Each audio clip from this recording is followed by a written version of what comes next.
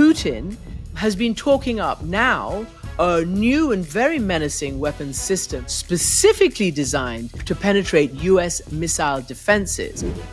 I remember being woken up one night when India did it. In Washington, when India did it, journalists would write the idea that the administration was taken by surprise. And indeed you were. And I was, but I pretended I wasn't. There was a trip that reporters from all over the world were invited to go to North Korea because they were beginning to engage again. We sat on a little hill and we watched them blow up that famous cooling tower. This weekend, he announced that he would militarily intervene in Nigeria if the government there did not stop what Trump said were the anti-Christian attacks. Hello, everybody. Welcome to the latest episode of The X-Files with me, Christiane Amanpour. And Jamie Rubin, a two-time State Department official under two presidents, Biden and Clinton. Yeah, and we still need to say this because you never know. We're probably getting new listeners and viewers all the time. So I am a CNN correspondent and presenter, anchor, whatever you want. Been in the field for quite a few years, decades, and now have my own show where I try to hold leaders accountable for the, maelstrom that's happening out there where I used to be reporting. So we also used to be married. We were together for approximately 20 years, just over 20 years, and then we got divorced. But in the selfless act of trying to have a discussion and disagree sometimes and agree often and do it in a civil... But disagree agreeably. Exactly, and with civility. So we thought if we can do it, just about anybody can do it. And I think that's getting more and more important as we see the level of discourse collapsing all around us. So that's the introduction. Here are the questions. Are we back in the Cold War? Is a nuclear confrontation something that is likely?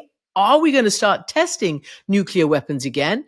And we will also talk about Africa, because Africa is now a battleground in terms of resources and competition for influence by China and the UAE. The United States seems to be a little on the side, but the president has threatened to intervene militarily in Africa. We will give you the latest on that, and we will have our recommendations. So let us get started. Right, Jamie. So 2 weeks ago on this very, very podcast, my recommendation was Catherine Bigelow's latest war film, House of Dynamite, which posited the notion of a potential nuclear strike on the United States. My question to you is, has Putin been watching it? And is art, or is real life now imitating art? I can't believe the coincidence, Jamie, of all, Putin, Trump talking about nuclear tests again. Well, they say truth is stranger than fiction. And on the Trump era and the Putin era, truth is stranger than fiction. Look, the film was riveting for those who watched it, and it posed a question that has been there all the time, but people just didn't think about it. And that is the risk of nuclear war. That's the issue that I think got me politicized. I was a young man, and we were roughly at the same time during the Reagan era. And I actually thought there was a 50-50 chance of the world being blown up by nuclear weapons. So I got involved in studying, researching, and learning every single thing I could about nuclear weapons and nuclear arms control as a way of hopefully making some change in the world. But one thing that hasn't changed is that once nuclear weapons were tested and became part of the arsenals of Russia, the Soviet Union, the United States, China, Britain, France, the risk of total destruction of our civilization has always been there. We just don't talk about it very much. And what I think Catherine Bigelow wanted was precisely this, a discussion to return, because the premise of the film is a truthful fact, not a truthful fact, a real fact. And that is the possibility of a missile launching against the United States cannot necessarily be destroyed by any defense system. Okay. And if it did get through, the destruction would be massive. And not just that, Jamie, because for me, the terrifying aspect of that, one of them, was that this ballistic missile with, they thought, a nuclear warhead on it, in the film had penetrated American airspace and unchallenged. I mean, there wasn't an ability to stop it. And apparently, Putin has been talking up now a new and very menacing weapons system that he first unveiled or was first talked about in 2018, specifically designed to penetrate U.S. missile defenses, and he keeps, sort of talking about that. And that means Russia can be an endless threat, right? Golden Dome or no Golden Dome, what Trump is saying. And Trump, kind of in response, has basically said that, I think he said it on the plane home from Asia, that he would order the Pentagon, he calls it the Department of War, I mean, seriously, to begin testing again on an equal basis with Russia. But I don't know what that all means because, well, we'll get into this in a moment, but none of these countries, not China, not Russia, not the United States, has actually tested a weapon for 30 to 35 years. Well, that's right. I think it's 1992 when the United States conducted its last underground test. Then we signed up to the comprehensive test ban under President Clinton, and we tried to get that ratified. The Senate wouldn't ratify it, but the United States and all the major countries said they would abide by its terms. The terms basically ban the testing of an actual nuclear weapon underground or in air or sea or space. The only countries that have tested since then, I think, if I'm getting this right, are North Korea. Obviously, they went nuclear. Pakistan and India then did tests. They improved their nuclear capabilities. I remember being woken up one night. I think we were together when India did in Washington when India did it. And this is just funny for people to hear. I was the spokesman of the State Department, and I always hated the idea that journalists would write the idea that the administration was taken by surprise. And indeed you were. And I was, but I pretended I wasn't. I know, but the whole administration was taken by surprise. How did you get did people believe it? Bill Richardson had gone over there to try to persuade them not to do it. And then the CIA and others didn't think they were going to go ahead and do it, but they did it, and it surprised us. And that demonstrated that the threat of nuclear war in the Indian subcontinent, remember, these were two countries that were starting to fight battles between each other. And it was one of the things, I think, under President Clinton that was regarded as one of the most serious crises. I think it was over a place called Kargil, and there was a conventional attack back and forth. And the fact that they had tested nuclear weapons brought to the fore this fundamental question. And that fundamental question is, what do you do if one side uses nuclear weapons? Because nuclear weapons have been valuable in a sense by deterring war between Russia and the United States, between China and the United States, between Russia and other countries. But if you have two countries that are going to war against each other, like India and Pakistan have, there's always this inherent risk that one of them might feel so threatened that they use a nuclear weapon. And then, as they say, the balloon is up and God knows what everyone will do. This is the dilemma of nuclear weapons. And North Korea tested in 2017 and is known to have, several nuclear weapons now. I like to mention this because I think people should really understand this. During the Clinton years, we had an agreement with North Korea, the 1994 U.S.-North Korea Nuclear Framework Agreement. It wasn't perfect by any stretch of the imagination.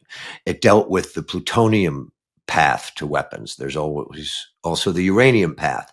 We had controlled North Korea's program. It was under watch. It was in the plutonium were in big barrels in a cooling pond. We knew and were able to monitor what North Korea was doing, and they weren't testing. Then George W. Bush came in, and the Dick Cheney doctrine and all of the pressure they put to bear on North Korea, thinking North Korea would fold or capitulate somehow through sanctions. And instead, North Korea essentially gave the world one big middle finger and said, watch this. And they started testing again. And ever since, we've faced a growing North Korean nuclear arsenal. But I guess the Bushies at that time, the George W. Bushies at that time, realized that they need to recalibrate. Because you remember, in 2007 or 8, Bush again engaged. And actually, there was a trip. I think we've talked about this on previous podcasts. There was a trip that actually was a cultural trip around the New York Philharmonic that reporters from all over the world were invited to go to North Korea because they were beginning to engage again. And on that trip, myself at CNN, my colleagues at ABC and AP, we were given exclusive access, just the three of us, into Yongbyon, which is the nuclear plant, weapons and energy plant right outside Pyongyang. We sat on a little hill and we watched them blow up that famous cooling tower. Those were the good days because they thought that this was going to, you know, get to some real good arms control, and then it didn't. And Jamie, interestingly, um, Trump wanted to meet Kim Jong Un again during his Asia trip, like he did in his first administration. And remember, they tried to get a nuclear deal, and they didn't. I mean, they didn't get it for whatever reason. But Kim Jong Un wouldn't even meet with Trump this time. Wouldn't respond to the invitation because Yeah. he's demanding that we, the United States and the world, recognize them as a nuclear weapons Yeah. power. So that's the world we're living in. And I'd like to get back to your point about President Trump and testing. So I don't think he knew what he was talking about. Testing, there's multiple ways you test things. There's the weapon system. That's what Putin was talking about, the air or the sea-based system that delivers an actual nuclear weapon, and that they've been busy testing, and we test ours all the time. Then there's the nuclear explosion itself, which is a nuclear explosion. We all know what that looks like, either underground or above ground. And then there's what's called subcritical testing, presumably to ensure the reliability of weapons. I think that's what Trump was talking about, because there's always a debate of how much, quote, subcritical testing needs to be done. And that's where you're just testing the parts of a nuclear weapon, and the explosion is quite small, and it's not an actual fission or plutonium based going critical and actually having a nuclear weapon. You're just trying to make sure everything works properly so the reliability can be tested. And there are debates about that. What are the Russians doing in a place called Novaya Zemlya? What are the Chinese doing? And if you want to, get into one of these debates, you can say the Chinese and the Russians might be secretly improving their capability. But what the experts say is that the U.S. nuclear weapons capability was so far ahead of the Soviet Union, China, and everyone else when we all stopped testing, that if everybody doesn't test, we're always going to be ahead, because our capability was so far advanced compared to the Soviet Union, China, and others. So I think we're not going to test nuclear weapons. I think that was a misunderstanding or a misspeaking, and everyone went, because probably of the House of Dynamite, the whole subject got a lot of attention, and that in the end, we'll test our weapons systems, as we should, the delivery systems, and maybe do subcritical testing. But I don't think we're going to start nuclear testing. The good thing about Donald Trump, I don't know if you've heard this, but he calls nuclear weapons, ready for this, the real N-word, because he's genuinely afraid of them, like many people who grew up at our generation. And I think he's going to be responsible in this area, I pray and hope. Yeah. So talking about our generation, you talked about how it motivated you in the 80s. I was a student at college and didn't know much about nuclear weapons until I came to the United States. Of course, read all the big, famous books, E.P. Thompson, Protest and Survive, had all sorts of conversations, heated and otherwise, around our, housemates' dining room table about going out and protesting and campaigning against nuclear disaster. Remember Reagan on an open mic when he was preparing for a speech said the bombing starts in I don't know how many minutes. But then, of course, Reagan did get to the point where he and then Soviet leader Mikhail Gorbachev came to an agreement on many things, including what led to the collapse of the Soviet Union and the Cold War. And we've seen this over and again in our absolute recent history, Vladimir Putin, because I'm told the only thing in terms of parity that they have with the United States is nuclear weapons. He wants to have big discussions on everything, not just Ukraine, but business, nukes, all the rest of it.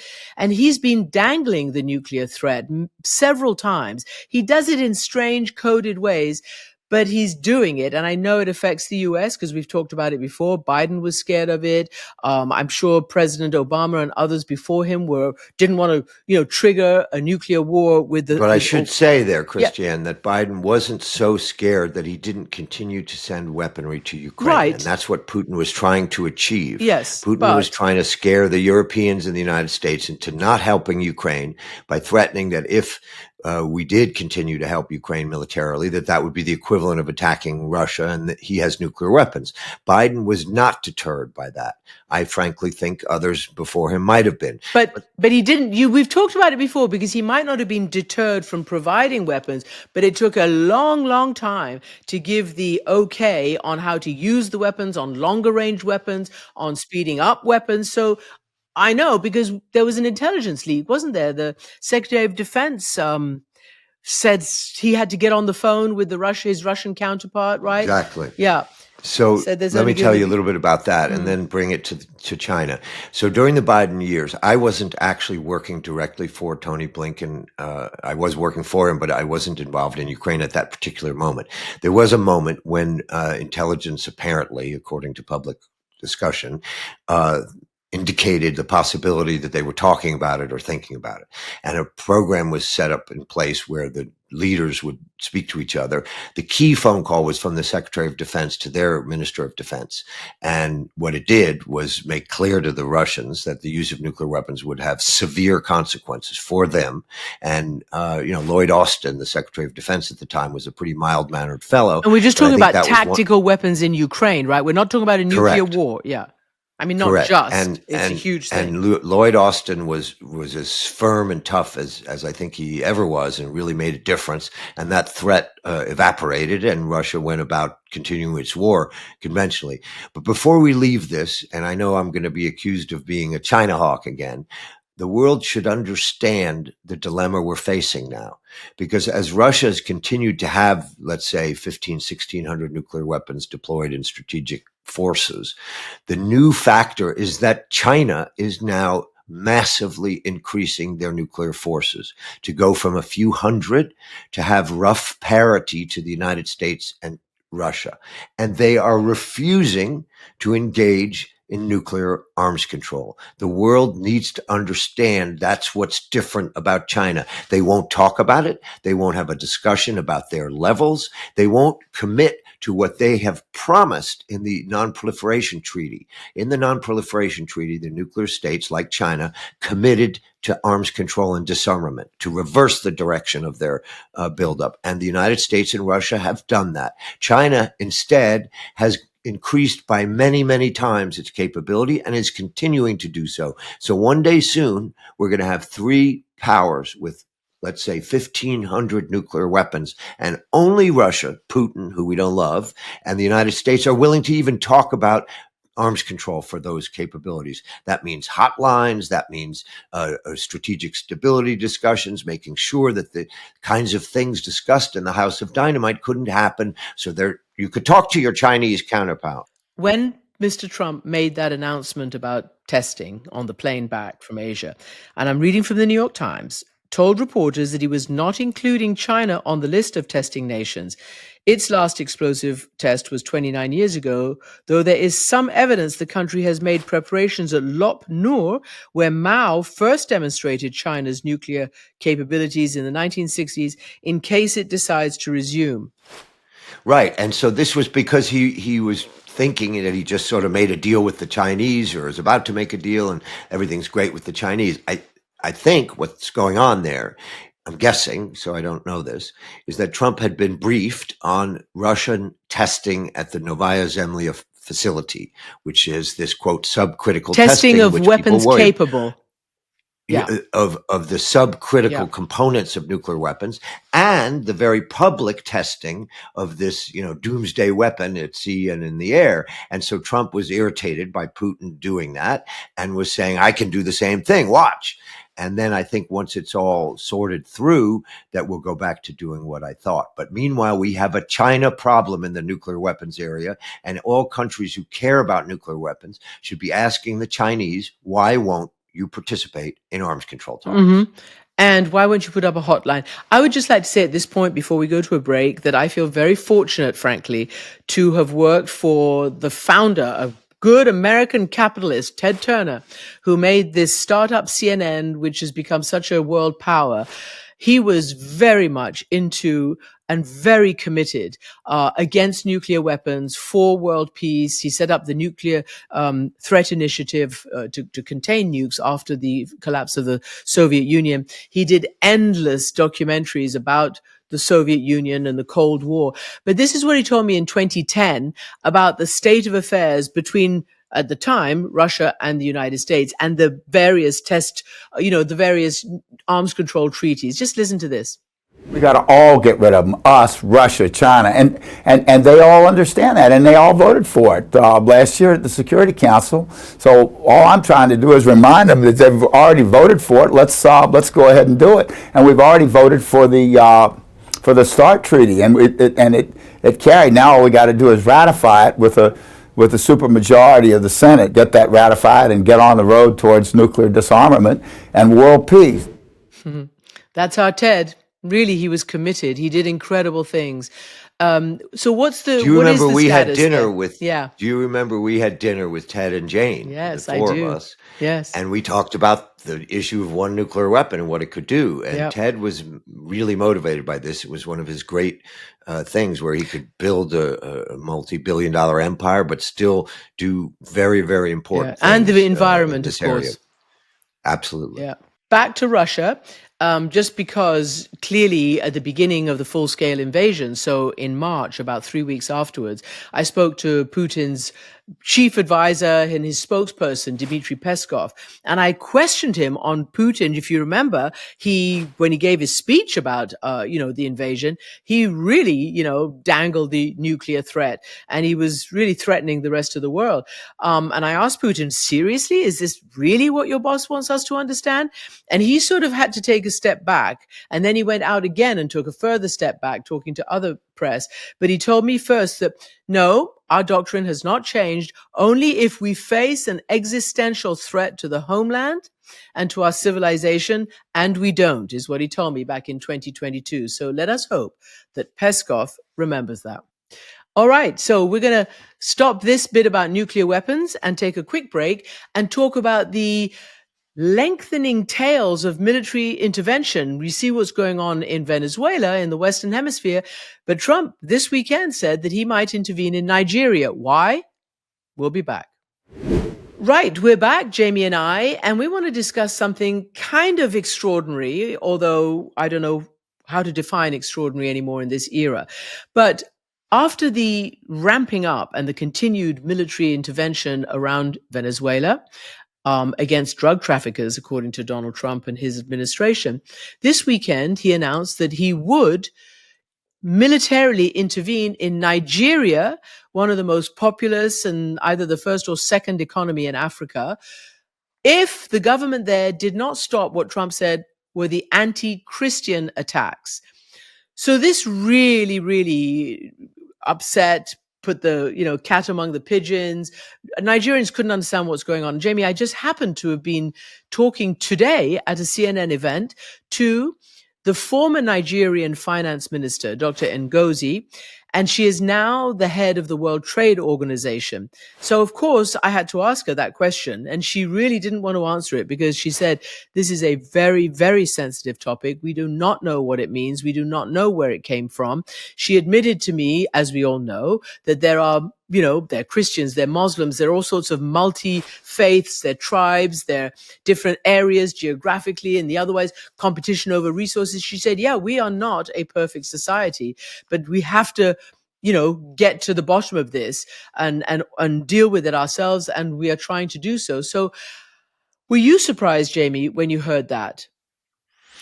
No, and I'm never surprised by Trump anymore. Look, I don't think we're going to use military power in Nigeria.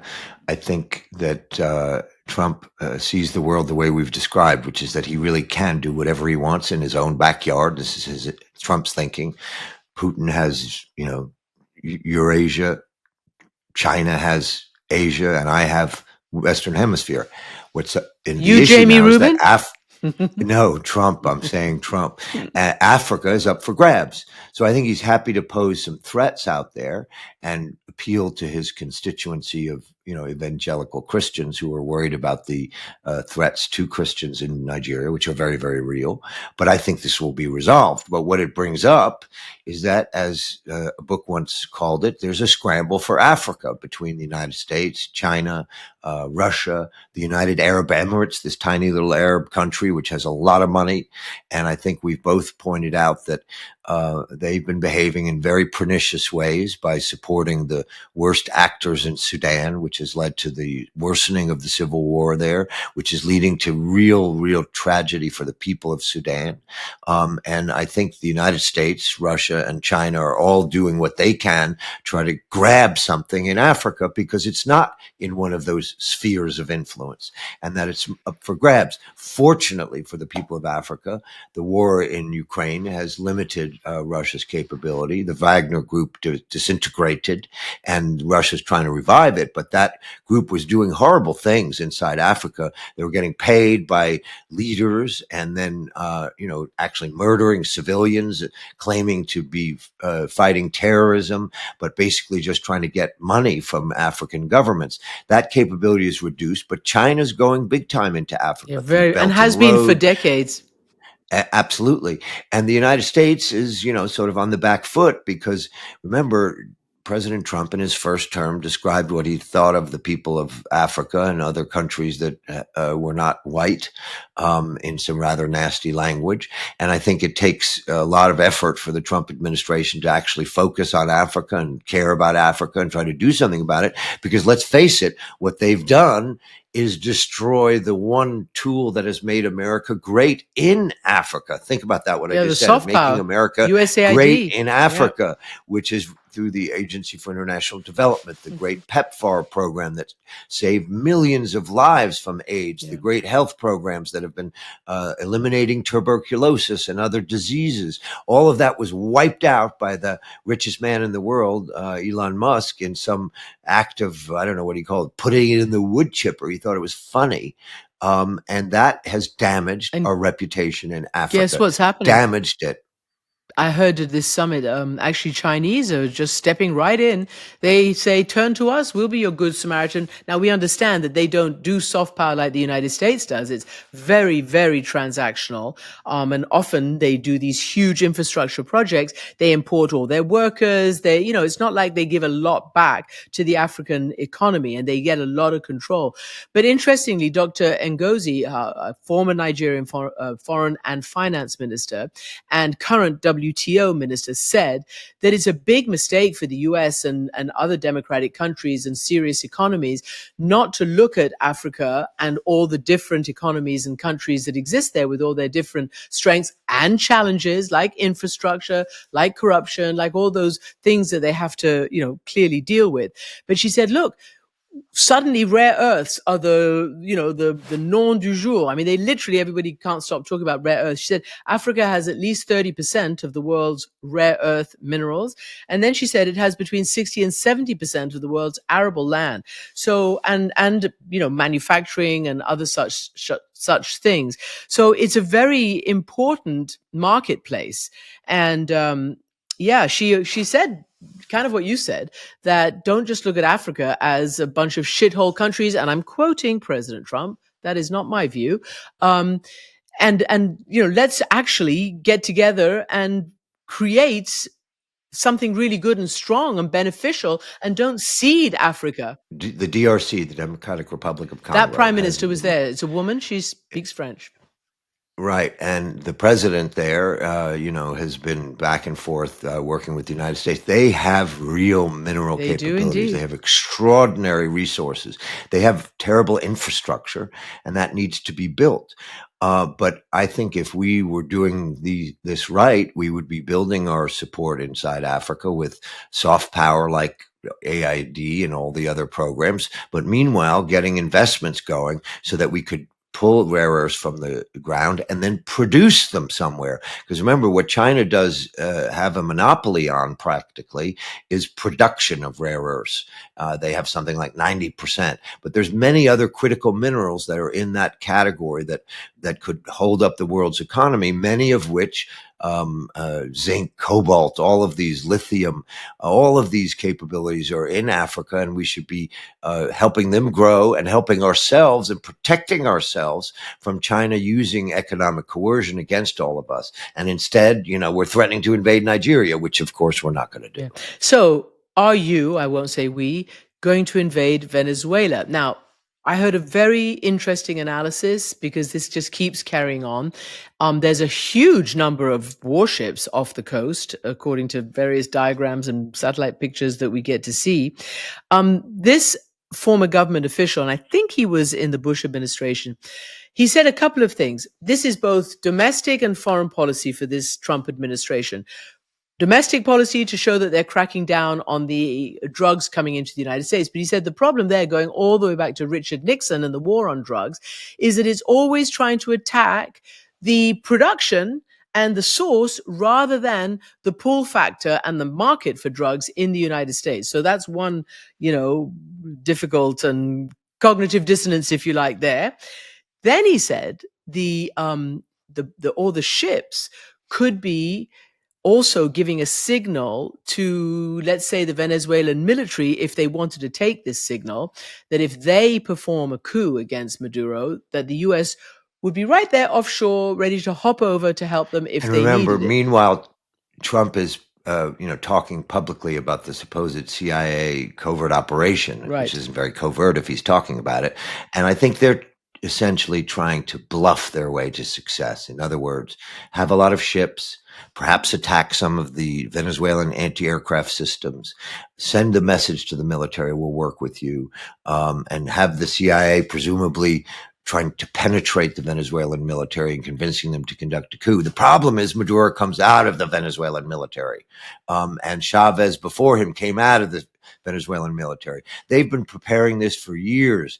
They've turned their economy into crypto economy so that sanctions can't work. I'm very, very worried that we're spending all of our energy, our military, economic, and political energies trying to bluff our way into regime change in Venezuela, when the only way to get regime change in Venezuela is to actually invade, like we did back with Manuel Noriega in the Totally first different, Bush though. administration.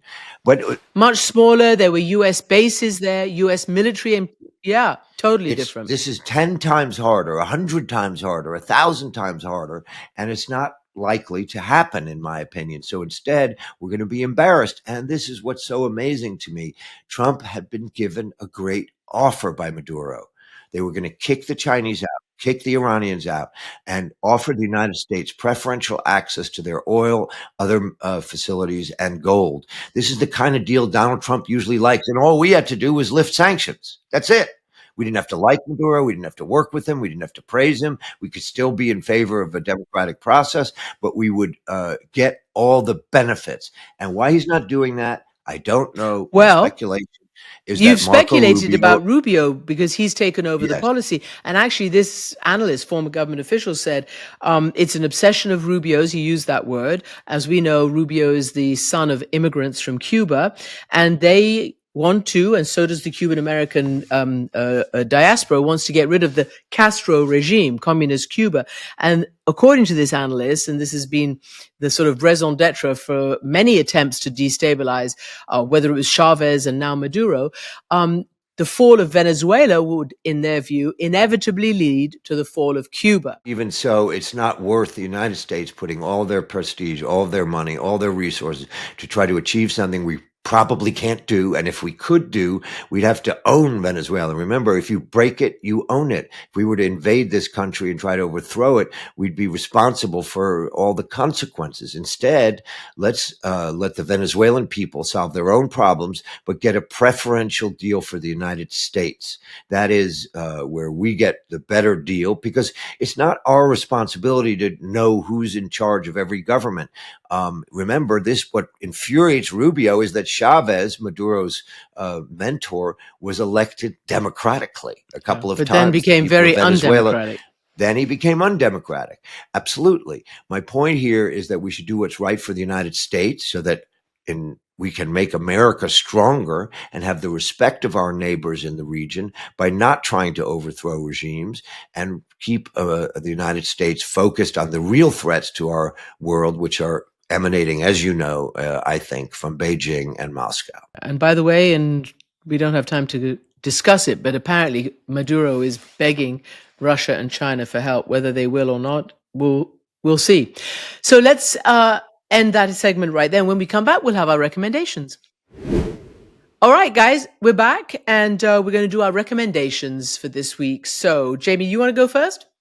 Sure. Look, for the time we've been doing this podcast is during the second Trump administration. A lot of Americans and people around the world have been struggling to understand what's going on in our country and why President Trump was reelected and why he is pursuing such policies that are so troubling to so many people. And a friend of mine, an author, has written a book that couldn't be more timely. It came out some time ago, but it's worth recommending. It's called Rebellion: How Anti-Liberalism is Tearing America Apart Again. His name is Robert Kaplan. And his point is, and it's a very, very brilliant, it's a short book. It's one of those new short books. It explains where anti-liberalism, and when he says liberal, he means a normal democratic functioning, not left or right. He said, where does this come from? And he brings it back to the creation of the United States, when much of our country was anti-slavery, but some of it was pro-slavery. And then he goes through the Civil War period, and then he explains what happened with anti-immigration fever in the early 20th century. And then he explains, the crazy, people during the McCarthy era and what they did to our country. And he explains how the religious and ethnic and immigration and capitalist debates have been going on, and slavery, obviously, in our country for 200 plus years, and that's where this current movement comes from. It doesn't explain everything, but it explains that we've been through terrible cycles before. And the reason why I like this book so much is because inside of all that is hope. Because if we've been through things that were far worse than what we're going through now, and we came through on the other side, and we had the Kennedy era, we had what I call the Clinton era of peace and prosperity, it's possible for us to get through this and come out the other side, and the world will be better for it. But we need to understand where it comes from, and that's why this book is so great. Well, that's really good. And I hang on to the hope thing because it leads nicely into my recommendation, because as we sit right now, this current administration is rolling back basic civil rights laws, voting laws, women's rights, minority rights. So it is extraordinary to think that all that can be rolled back after so much progress has been made over the decades. So I was absolutely thrilled with this new documentary. It's called The Day Iceland Stood Still, and it's about October 24th, 1975, when 90% of the Icelandic women essentially downed tools in the home and at work, to basically show that if women didn't participate in the economy writ large, everyday life in Iceland, the country would grind to a halt, which in fact it did. But the beauty of this is it's just done with so much fun. It's done with so many people taking part, including the current female president of Iceland. She was 7 when this happened. She's only the second female. But it was just so well done, the documentary. And the movement itself was incredible. And it brought in so many of Iceland's men, and even the children were watching what was going on. And today, Iceland is number 1 in gender equality in the world, while sadly the United States has dropped to number 42. And I think we should really, take note of that. And anybody who wants a roadmap just needs to look at this documentary and see that it can be done with hope, with fun, with determination, and not that you replace a patriarchy with a matriarchy. No, the word is equality. And I think people who are against equality feel that it's just another word for domination by another group. And I think that's where the storytelling has gone wrong. Equality means equality, everybody together. Do you remember, wasn't it was either Liberia or Sierra Leone where the women helped stop the Civil War, where they helped stop the Civil War by withholding sexual relations with their partners, the men. Yeah, pray the devil back to hell. That was the documentary. It was so good. Yeah. All right. Well, hope, and it worked. Hope reigns supreme, as they say. It does. So basically, that is it now for this edition of our podcast. This episode, Christiane Amanpour presents, along with Jamie Rubin, The X-Files.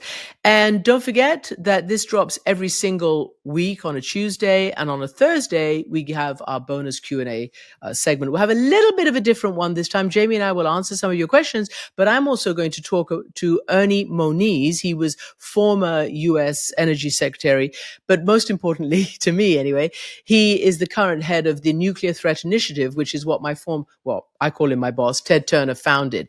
And I'm just going to go back into the archive of that history, how it was founded and why. So that's for this week's bonus section. So if you want to stay with us all the time, make sure you subscribe, not just to the podcast, but also to our YouTube channel. And make sure you submit your questions to us on email and on social media. Well, goodbye from New York. Bye-bye from across the pond.